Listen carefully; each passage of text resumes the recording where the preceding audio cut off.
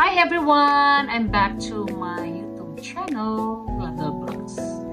And before that, don't forget to like, share, and subscribe my channel here in YouTube.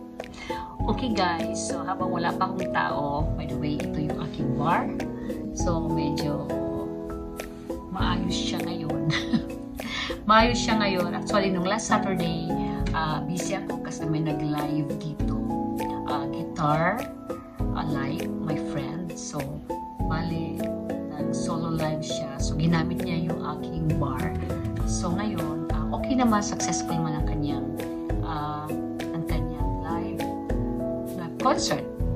Tawag natin. So, actually, ang capacity is 15 people lang kasi hindi mo masyadong malaking aking bar.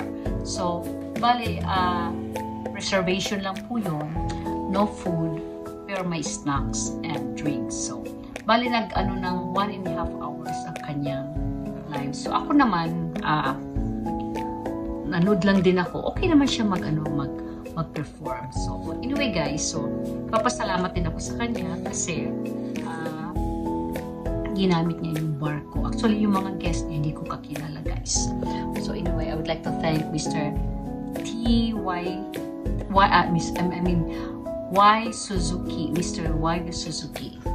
So, he's my friend. So, ginamit niya yung bar ko. So, nag-live siya dito. So, okay naman. Anyway, guys, by this coming naman, February 10, Paul's birthday naman. So, meron naman kami dito party. Kay Paul naman yon with food. So, bali, that is February 10. That is February 10. And ticket is 5,000 yen because we have a food. Magsiserve po kami ng pagkain. Okay guys, so I hope you come and join our party here in February 10. So, that's it. So, ngayon, iba na, ang content ko it's about na napapanood ko sa news doon sa nangyari dito sa Japan. Yung dalawang Filipino may nangyari na may ginawa silang karudumal-dumal na hindi mo akalain na gagawin nila yon. Actually guys, hindi ko yan tinututukan yung balita na yun dahil parang nalulungkot ako, parang nahihiya. Tapos, kasi dito, parang ang tingin, hindi naman lahat guys, hindi naman lahat. Kaya lang, ang mga Hapon kasi, masyado silang seryoso, majime. Pagka may nagawa kang hindi maganda, ang tingin sa'yo, yun na yun. Para ba minsan, iniisip nila na pare-pareho kayo gagawin nyo.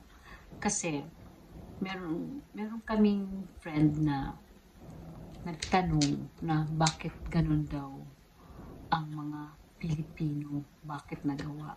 So, sinagot naman ng isa kong friend na na Pilipina, na hindi naman lahat ginagawa yan ng Pilipino. So sabi niya, bakit? Kayo ba marami din kayong pinatay nung before war? My God, umano yung nila, yung usapan nila humaba. But anyway guys, ganito yun. Yung nangyari doon sa dalawang Pilipino na may ginawa silang karudumal-dumal doon sa dalawang mag-asawa. Actually, hindi ako nag-focus at hindi ko yan pinapanood dahil parang naaawa ko doon sa pinatay nila, okay? So ngayon, ako nakikinig na lang ako sa mga balita-balita na ganito. Although pare-pareho ang kanilang sinasabi na ganun ang ginawa ng dalawang Pilipino. Pero ako, hindi talaga ako guys tumutok doon sa news na yan dahil ayoko panoorin. Parang bakit nyo pa ginawa yun? Nandito kayo, maganda dito sa Japan, mga mababait ang mga Hapon. Bakit nyo yung ginawa? Kung mangungutang kayo, pwede naman kayo mangutang, pero gagawin nyo ng ganun, karudumal-dumal, parang out na po yun. Anyway, sa point ko lang naman guys, maraming Pilipino talaga dito sa Japan. Okay? Di ba masasabi ko? siguro may pagkukulang din sila sa sarili nila. Nakalimot sila magdasal, nakalimot sila ng meron sa taas, meron mag-guide sa inyo, nakalimot sila. Sabihin na lang natin, mas gusto nila yung luho, material. As in, nakalimot talaga sila, guys. So, ako naman, mahirap maging judgmental, pero minsan din, pag nasa ibang lugar tayo, yung ugali natin sa Pilipinas, kung ano man po yun, huwag natin dalhin dito sa Japan. Sumunod tayo sa kanila kung ano yung kanilang patakaran dito. Minsan kasi, hindi naman lahat po guys, hindi ko naman nila lahat. Minsan may mga Pilipino na nandito na sa Japan. Nag-iiba ng mga ugali. Kararating lang, ilang months pa lang, ilang years pa lang, ang taas na ng mga lipad. Matataas, nakalimot, naging mataas ang noo, di na marunong magsimba, naging, sabi na natin, sorry to say, naging mayabang.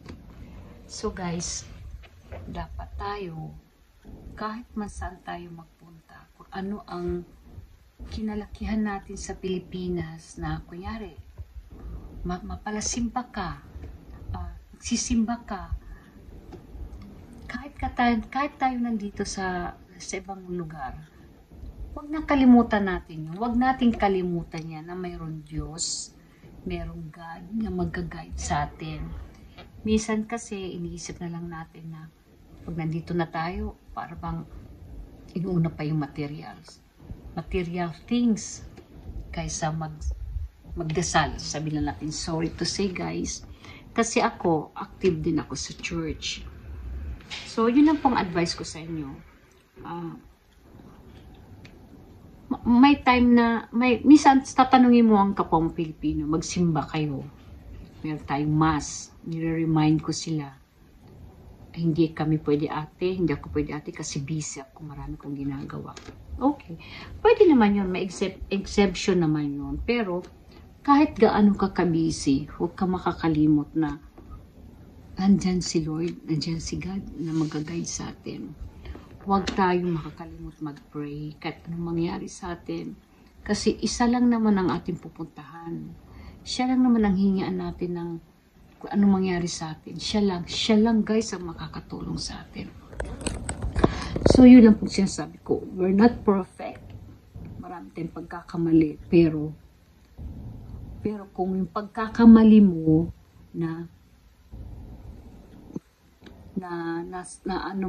natatama mo, na itutuwid mo, na hindi mo na pwedeng ulitin, kung nagdadasal ka with the Lord's guidance, with the Lord's and the Holy Spirit na tumutulong sa atin, na nag-guide sa atin, hindi po natin yun magagawa. Hindi tayo makakagawa ng masama. So yun lang po guys ang sasabihin ko sa inyo. Kahit tayo nandito sa ibang lugar, kung hindi man kayo pala simba, kahit paano guys, magpipray tayo. Kasi yun lang po ang makakatulong sa atin si Lord. Wala na pong iba. So I hope itong message ko po, hindi pong mamasamain. Kasi kung ano man ang reliyon mo, maging Catholic ka man, maging Protestant ka man, maging Buddhist ka man, maging ibang reliyon mo man sa atin, o dating daan, whatever. Isa lang naman ang God natin guys. Siya lang, wala nang iba. So, yun lang pong masasabi ko sa inyo, huwag tayo makakalimot mag-pray, please. Yun lang po. If you're Catholic naman, don't forget to pray your Holy Rosary. So, nalulungkot lang ako guys kasi itong balita na to, napaka-sensational dito sa Japan. Kahit saan ka manood ng Facebook, social media, sa TV, yun lagi ang pinapalabas, yung about that news na yan. So, di ba? Minsan, mahihiya ka, kapwa mong Pilipino, bakit nila nagawa yun. So, guys, please ask guidance to our Lord. Huwag tayo makalimot. And stay humble, stay stay humble, be kind, love your family, love yourself, and love your work. Yun lang po masasabi ko, guys. And of course, don't forget to pray. God is with us always. God bless you.